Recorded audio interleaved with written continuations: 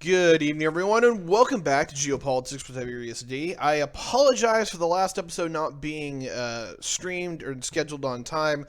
Internet connectivity issues came up on Friday, and so we're doing it on Sunday. So for the recording part, if you are watching this, you're like, "Hey, where did that episode go?"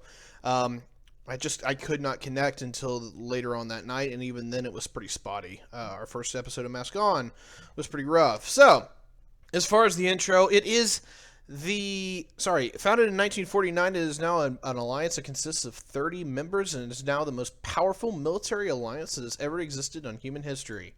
Welcome to NATO. Welcome to Geopolitics.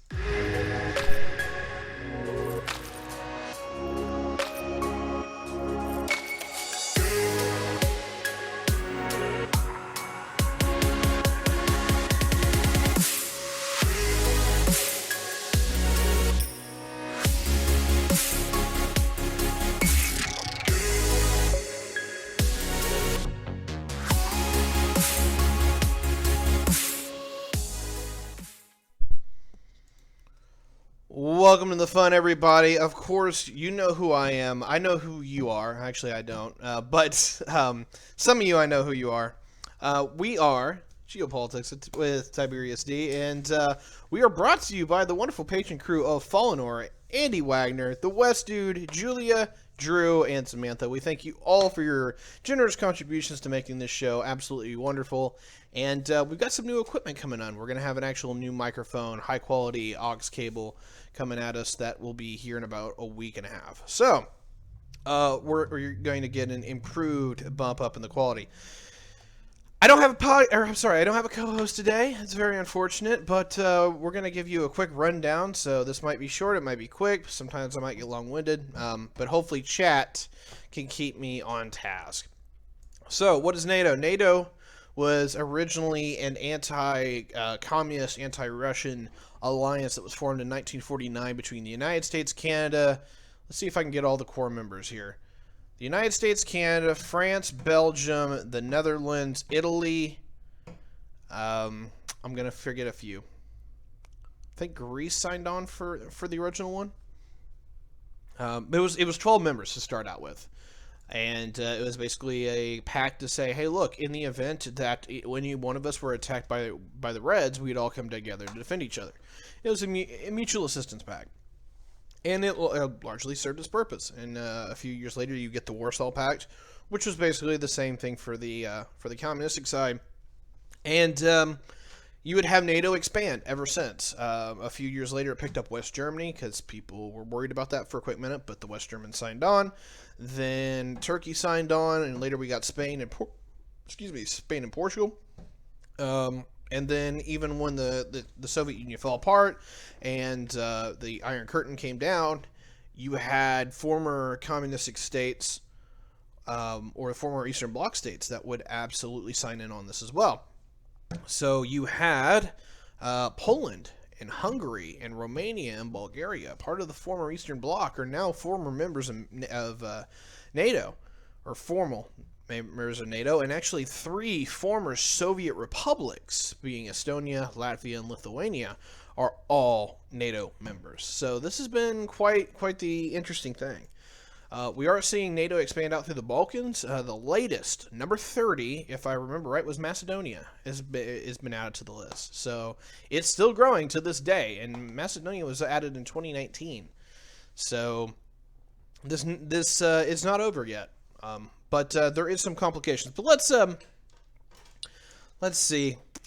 There's a lot of things I can say. If you have any questions, go for it. But yeah, it was largely an alliance to basically defend against the communist aggression, or the aggression of the Soviet Union and the Warsaw Pact. And it's mainly out of fear. I don't think anyone actually was ever going to start another major calamitous catastrophe with nuclear weapons and all that. But we did get close a few times. It was a little touch and go there for a while, a little scary. And so, yeah, it could have gotten very, very badly. Obviously, NATO was largely funded, operated by, and still is to this day, by the United States. And basically, it's an American political strategic gambit to basically keep all of its friends in one team and formally solidify the relations between them all. It's there's some dissension among the ranks. The only time that they've actually invoked the article of self-defense or mutual defense was actually in response to 9/11, and quite a few of the members said, "Nah, we're good." Particularly France. So there is schisms within the alliance, and particularly today, which I guess we can talk about most, instead of giving a massive history lesson, is that NATO's in a bit of a rut. Um, with the end of the Cold War, a lot of nations decided that they were going to become the social democracies, and they stopped spending so much money on. They stopped spending so much money on. Give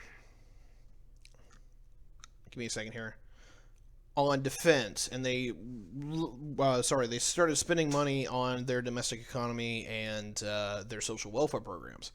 And that's actually caused a schism with Donald Trump and the like, because the official narrative of NATO is that each member should have at least. Excuse me. Is that each member should. Was trying to fix something there on Twitch, and I did not mean to do that. I apologize. So yeah, the official narrative of NATO is that each country is supposed to spend 2% of its GDP into defense, and that isn't quite the case. Germany spends about 1%. Some nations spend literally like 0.5, and some spend more. The United States is about 4% right now. That is both good and bad, because while there are some nations that really could, benefit from having an active arms industry that is engaged and active, another problem on the other side of this is that, excuse me. The problem on the other side of this is like the biggest thing about like a German rearmament is that it makes everyone nervous, because we've seen what happens when you have an armed and powerful Germany, and even if it's in the same alliance structure as everybody else, it makes a lot of people in Europe nervous. And so not only the Germans have been resistant to this, but a lot of other people have been too. The other side of this is that there is a massive amount of friction within the alliance between Turkey and Greece. The Turks and the Greeks don't really get along at all, and it's largely been an effect of the United States State Department to keep them on the same side. If you guys know your history, simply look up the incidents in Cyprus, particularly in the late 70s, where you have numerous engagements where the Greeks and the Turks almost went to war. And it's absolutely. It's problematic, but particularly now with the rise of Erdogan, or whatever you want to call him, Erdogan, is that he's basically walking away from, what's the word here? He's basically walking away from what is Ataturk's dream of a secular social democracy for Turkey, and is turning it into like this neo-Ottoman thing going on. And so, yeah, it's really interesting to see where this might go, because there is no provisions to kick out a formal member of NATO. So we'll see where this goes. Let's see, what else do we have. The other issues that we have right now is that it's largely around Ukraine. The Russians were very, very not happy with the Baltic states joining NATO, because it basically is the alliance that was built to oppose them, is now like 130 miles from St. Petersburg, or from the border. It's very, very concerning for the Russians. They have to, it's nervous for them. And I don't think it's hard for people to figure out exactly why. Excuse me. I'm just double checking something right now, but I'm pretty sure that it's not terribly too far. 159 kilometers from the center of St. Petersburg to Narva in Estonia, which is like 100 miles, if that, like 90 miles. So that gives you a sense of what you're dealing with here. So, on that note, the big one's right now is about Ukraine, because we talked about in the last dispatch about how the Russians have sent about 100,000 troops down into the border region of Ukraine. I can't speak to everything that's going on there, but I've got a lot of information.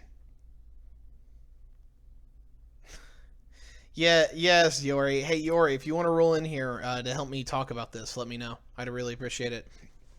Um, But yeah, Ukraine is in a very interesting situation, and there's been more, I don't know, hawkish members of NATO that have actually wanted to pull Ukraine into NATO as like the ultimate FU to the Russians. But the 2014 invasion of Crimea, among other things, has put a damper on that, and so it'll be quite interesting to see what happens as time moves on. But we can definitely say for certain that Ukraine is about to get very, very lively. Um, so I'm not sure exactly where that's going to go. What's up, Ty? Oh, hey, what's going on? Need help with this?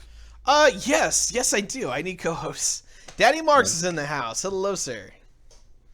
Um, Talking about. talking about NATO, and I've kind of given a little bit of an overlay, like when it was formed, how many members signed on, how many members are now. Um, and we kind of talked about its original purpose and how it's been expanding ever since the fall of the USSR. Um, yeah, feel free to ask any questions that you want. Okay. Let me think of it here. Well, this is tenuously due it to like NATO. With like the new like, if you will, declaration of the Cold War, with, like China and whatnot. Do you think China is going to do like a similar thing to like the Warsaw Pact to counteract NATO? Oh, that's a really interesting question. And to some degree, they already kind of have that with the SCO, that is the Shanghai Cooperation Organization, and it was signed in the early 2000s by primarily China, Russia, and a few former Soviet states. Um, it's nowhere near as prominent as NATO, and particularly the big problem with the Russians and the Chinese is they never agreed on who ran the show. But that is starting to get streamlined, and it's now becoming a far more viable institution because from the looks of it, the Russians have decided that they're going to play second fiddle to the Chinese, which I never saw coming. It was an option, but I never thought they'd do that. Okay. You know about like Biden's recent declaring of the Armenian genocide, right? Um, I missed that. Hello, Yori. It's good to see Yeah. you. Thank you for coming in. Good to see you too. Yeah. Hey, Yori. What's going on, So, Mark? yeah. Yeah, Biden, at least on the news, Biden declared the Armenian genocide like in the 1910s, like whatever. He officially like declared it a genocide. He acknowledged it for the first time. Um, What is the you don't know. significance of that? That's weird. I didn't know that. I thought the Americans were always on the were always talking about or I'm sorry. I thought the Americans always recognized the Armenian genocide. That's what I was thinking too. Are you Yeah, sure we're no. not talking about the Uyghurs?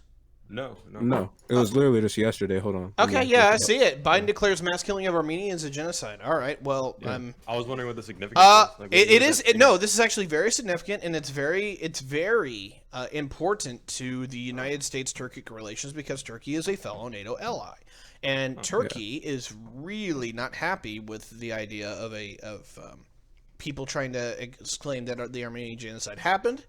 So this literally is a screw you to Erdogan, just full stop. Now, what happens after this, I don't know, because like there's no way for a member nation to actually either. I don't think they have any way of saying they're going to leave unless I guess they just say, "Hey, look, don't honor our treaty anymore." But there's definitely no way that the member nations can kick them out. So this might be a sign to what we were talking about just a moment ago about how the relationship with Turkey is strained, and that the United States is basically telling the Turks, like, we don't like you anymore. Yeah, and I wanted your opinion on that. Do you think like this is a good thing, or because like Turkey is like sort of proto-fascist, in my opinion, at this point. Or do you think like with like the new Cold War, we needed as many allies as we can? Like, what do you think? In a second Cold War, is the more allies you have is definitely going to be a good thing. The problem is like, who are your bedfellows? And right now, I would not fault anyone for saying anything bad about the Turks, because it's a little screwed up, right? And so, at least for me, the long and the short of that conversation is that Turkey is a powerful ally to have in the region. There's no denying that. But the question is this a person that, or are these people that we want to get in bed with?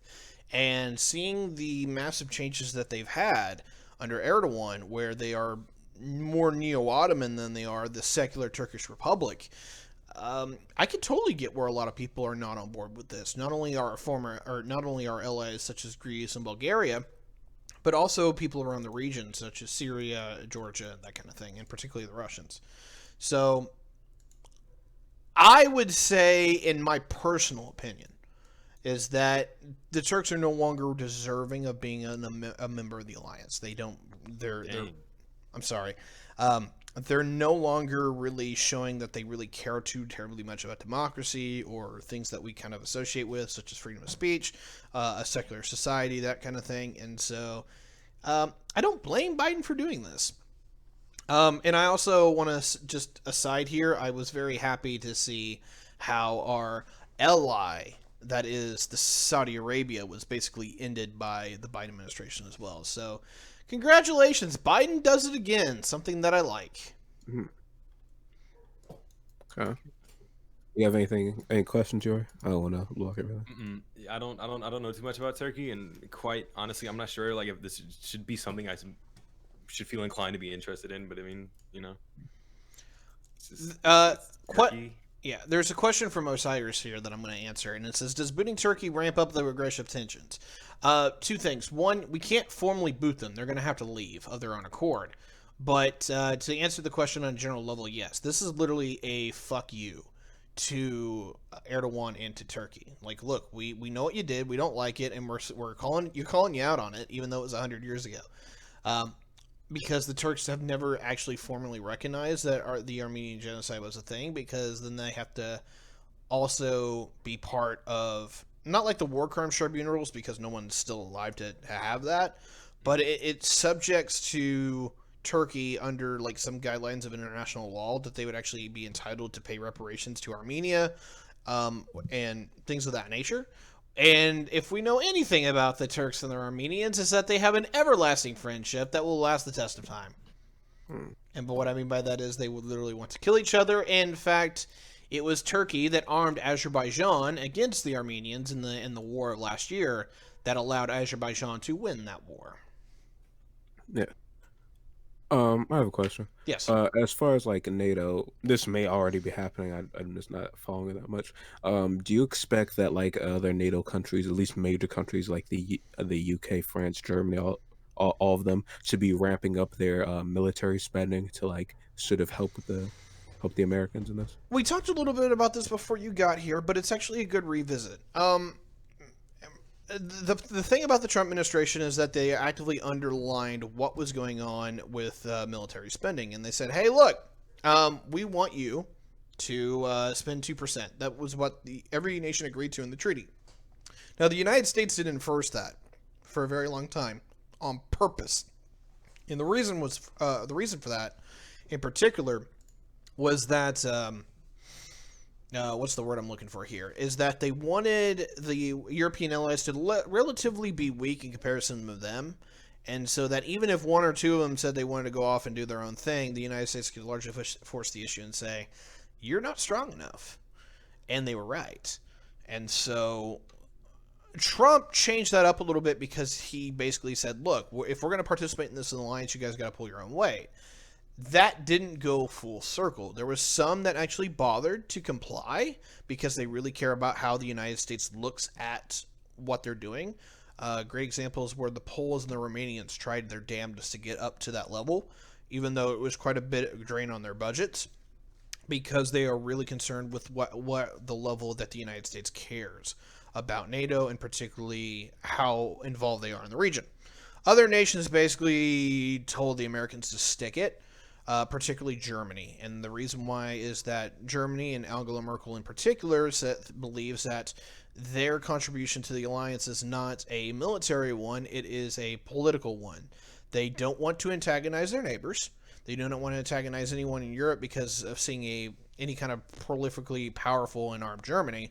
But also they want to be basically like the economic political hand that reaches out not only to Europe but the rest of the world and says, hey, look, here's some foreign aid, here's some technical assistance, here's all this. They were basically the goodwill missionaries of the alliance. Trump didn't care for that much, but that was what the German that's how the Germans view themselves in the alliance, and that's some tension to this day, although Biden has not really leveled himself on that issue.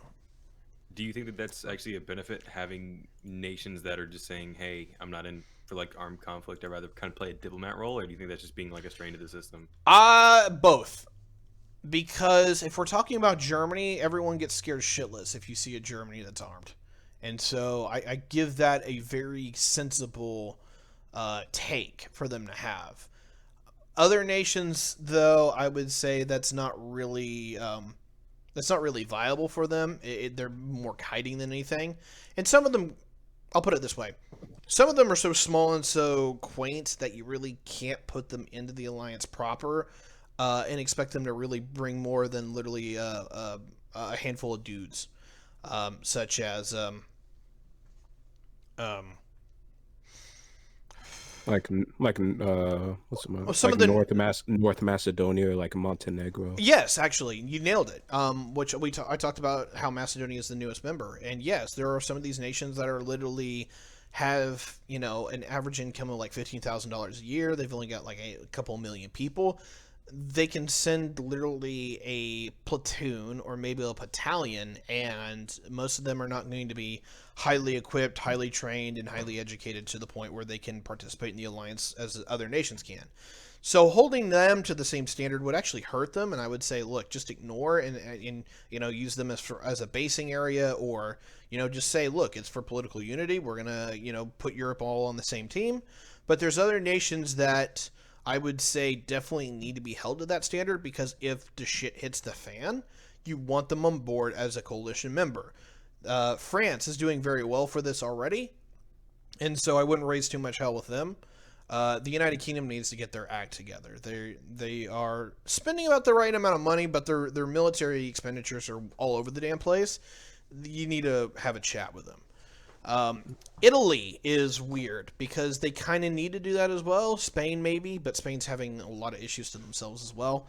The problem with NATO right now, just as a general whole, is that for long and short, it's in a situation where each nation needs to look in on themselves and figure out what's going to be the future of their own nations, and that means not really worrying about the geopolitical security matters that are going on right now, and that's a bad thing. So I'll put it this way: if Europe really wants to get its act together, it might be time to stop talking about NATO and start talking about the European Federation. But that's me. What would the European Federation be? I've never heard that before. Basically, you take the European Union and you federalize it. So you pretty much make it into one country almost? Yes, you make it a super country. Kind of like India. Let me see. Another question. Oh, you may have already talked about this before, and just let me know if you have. Like, what are the benefits of joining NATO? Like, why would a country want to join NATO? Primarily, number one, the United States is going to have your back, or at least they're supposed to, in the event that somebody actually tries to pick a fight with you. And then if you're a more smaller country, such as like Croatia, Bosnia, that kind of thing, which I don't remember Bosnia as a member. I don't think they are. Croatia is. I'll give you an example of this. Croatia is a great example of a country that would want to join NATO just to keep all of its enemies at bay.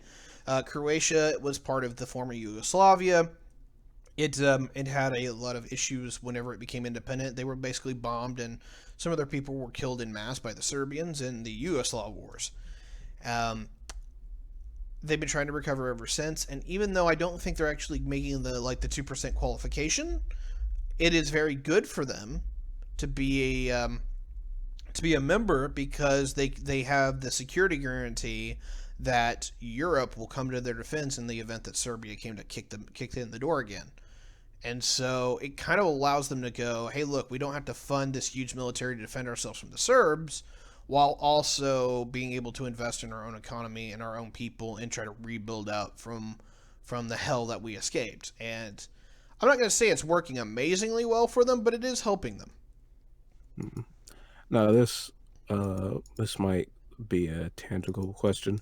I think it's very popular in the United States right now to defund the military, because a lot of people see it as our military budget is overbloated. Do you think that's going to have effects in the future if that actually does come to fruition? Oh, absolutely.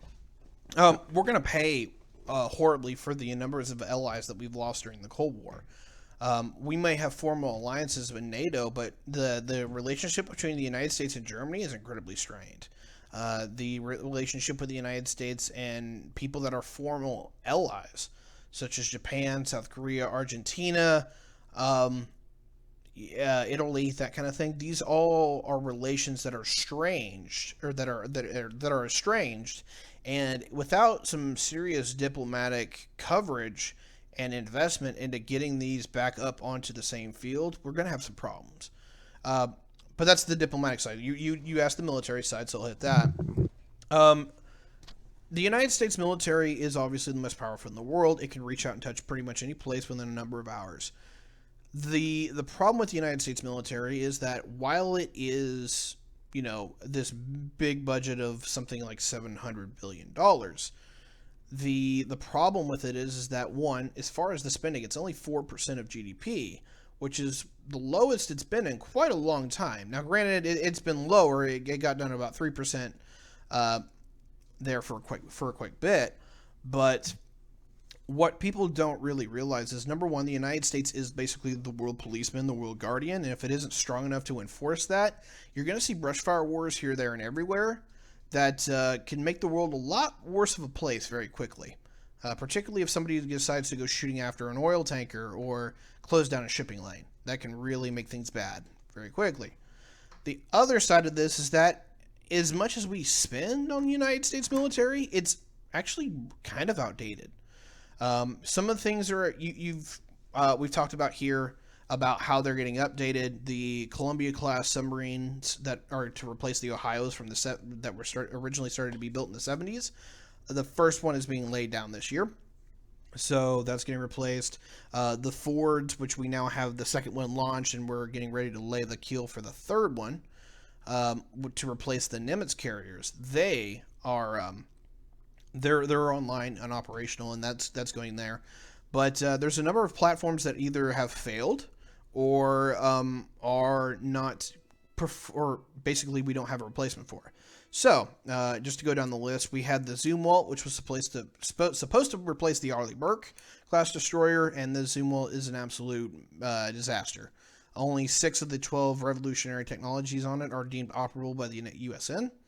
And the cannon, it has cannons on it which will never be able to fire because the rounds that it was supposed to fire were never put into development. They were never finished with their development. So it literally has guns. It can't fire. Oops. You're talking about that stealth carrier, right? No, the Zumwalt's the stealth destroyer, the big one. That actually is the size of a cruiser. Okay, because I'm thinking you're thinking the one that was supposed to have a railgun or some shit on it. It was originally supposed to have a railgun on it, and okay, we're talking about the same one. All right. Yeah, and the long and the short was that the shells that it was supposed to fire didn't work. So they actually decided they were going to put a railgun on it, and the railgun is having some problems. Yeah. So yeah, like the original. Okay, so people are asking me in chat. Let me straighten this out. The original Zumwalt destroyer was supposed to have what was called the Excalibur gun, and the Excalibur was a GPS. It was GPS guided shells that could, were flight stabilized and could literally fly like 60 miles. Well, one, the Zumwalt was having problems, but two, the gun had some issues, the guidance had some issues, and the shells were stupidly expensive, and so they actually canceled the program. on that. And so it has guns that can't fire. And so they were going to replace it with what the Naval Research Laboratory was testing, which was a railgun. The problem with the railgun is you basically need a nuclear reactor to keep it powered consistently. Now, you do have capacitors and all these things that can make it work, but these are batteries, and battery technology obviously has issues. And so they have, so far they've been having trouble minimizing the railgun down to a point where it's effective, consistently useful, and also literally doesn't drain the power from the entire ship. And so the Zumwalt, all three of them, are in this weird status that they basically have become R&D platforms, which I should have told, if they had asked me, I would have told them to begin with, that you have to have a class every now and again of one ship that is literally just a test bed. I'm sorry, we're talking about NATO. But anyway, the long and the short here is that a lot of the American weapon systems from start to finish are very old and antiquated, such as the F-15, the F-16, or they don't even have replacements, such as the M1 Abrams tank. Now, there is a program now in development to replace that, but it's not even supposed to be formally announced until 23, which means that this tank is now 40 years old. The Abrams is 40 years old? Yes. Yeah. I didn't think it was that old. It is. It really is. Is there anything that really sorry, real quick, just because I'm curious, is there anything like any other tank that counters the Abram, or is it just old? It's old, but one of the biggest reasons that it was never replaced was, one, the Cold War ended, and the weapons development had slowed down, particularly in the 90s, and only in the 2000s did things start speeding up a bit. Is there a tank out there that can counter the Abrams? Outside of the Western ones that are at parity, the only question is, can the Type 98, Type 99, it's the Chinese new one, might be the Type 96. Really? There's some questions on if it can perform that well. I would say no, but we don't have any combat data for that thing because the Chinese haven't fought a war with anyone since they invaded Vietnam. The other one is the T14 Armata, which is the Russian newest tank in the field. It's not a bad tank, but we haven't seen that in combat yet. The one that we do pay attention to that seems to be pretty combat effective is the T90 or the T90MS, which is basically the T90 upgraded and souped up for the modern era. It's not a bad tank, and while there's some details on it that still we don't know, it looks to be comparable to the Abrams, which is not bad, but remind you this is the big thing that the Army's worried about. The Abrams fully loaded right now is 68 tons. The T90MS is about 50.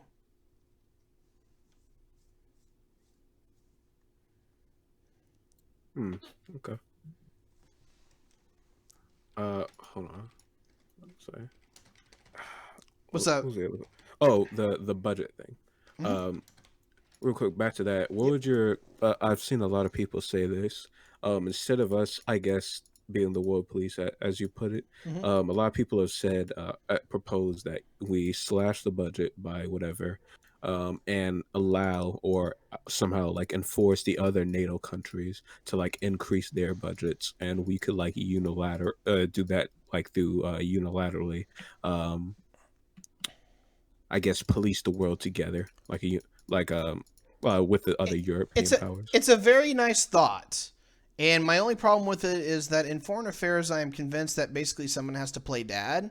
And usually dad has to be, big, buff, and can kick the shit out of the kids because, unironically, and I know this is kind of funny, but if... I'm sorry, I completely lost my train of thought there. What I'm trying to say is this.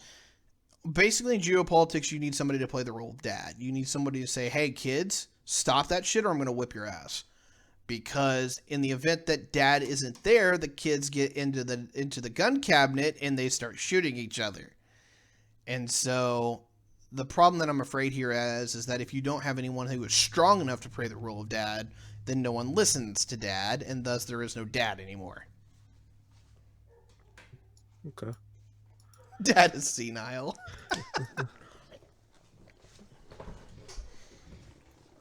Yuri, you got any following questions?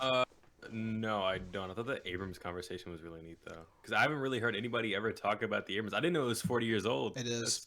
Yeah, that was crazy. First deployed in 1981. Yeah. Speaking of military, I've heard this before. China's new plane, I forget what it's called. Is it what is it? The Jeff? Yeah, the Jeff. People are saying it's like it outclasses the F-35. What's your? Have you ever heard anything of that? Okay, so I think this is the J-27, J-29. Chinese planes are a little weird, particularly in their designations, and they never really build a lot of them. So here's my take on this one. This turned into the infographic show on military technology. All right.